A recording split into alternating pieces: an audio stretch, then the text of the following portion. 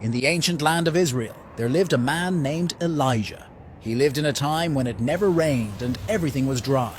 Rivers dried up, crops withered, and the earth cracked under the scorching sun.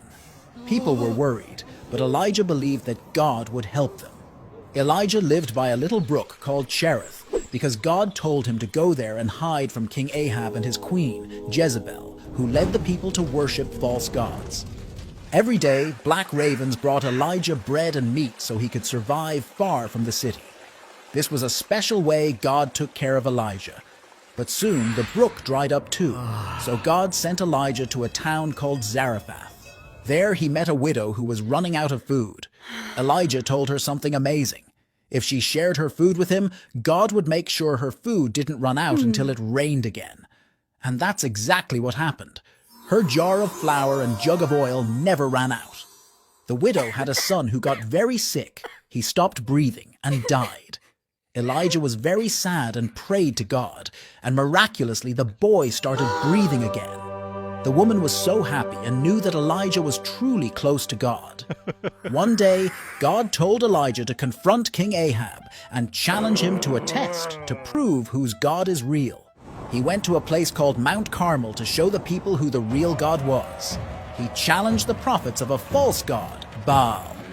They both would sacrifice a bull on an altar, but they wouldn't start the fire themselves. Instead, they would ask their gods to do it. The prophets of Baal tried all day, but nothing happened. Then it was Elijah's turn. He repaired the altar of God that had been broken, placed his sacrifice upon it, and even poured water over it. He prayed, and suddenly fire came down from the sky and burned up his sacrifice. Everyone was amazed and realized that Elijah's God was the real God. After this, Elijah prayed for rain on top of Mount Carmel. A tiny cloud grew bigger and bigger. Then it started to rain. Wow. Everyone was so relieved and happy. After Elijah made it rain, Queen Jezebel got really angry. Elijah was scared, so he ran away into the wilderness. While Elijah was hiding and feeling really alone, something amazing happened. God spoke to him. God told Elijah that he wasn't alone.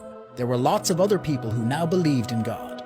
This made Elijah feel much better. God also told him about new things to do and about a man named Elisha who would help him and one day be his successor. One day when he was with Elisha, a fiery chariot with fiery horses came and took Elijah right up to heaven. Elijah's journey was filled with miracles and the power of God. It teaches us about having faith and trusting in God, even when things seem really tough.